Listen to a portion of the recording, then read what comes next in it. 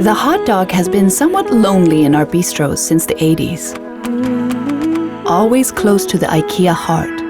But it's time to find a new, just as affordable friend for the hot dog. The yin needs a yang.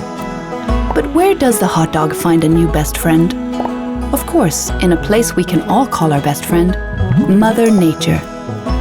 A friend who can turn a simple seed into super delicious and more sustainable produce is one heck of a friend. But let's start with a simple question. What is a hot dog?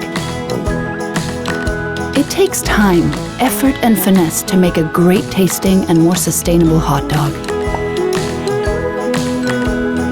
So we started testing different combos of vegetables to work out a delicious recipe.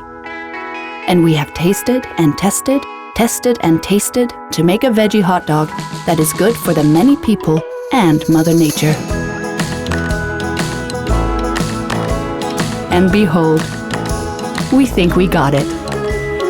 Say hello to the hot dog's new best friend, the veggie hot dog, with spicy mustard, pickled cabbage, and roasted onion. The hot dog's new BFF, the yang to the yin, and an affordable yummy friend to the taste buds of the many people.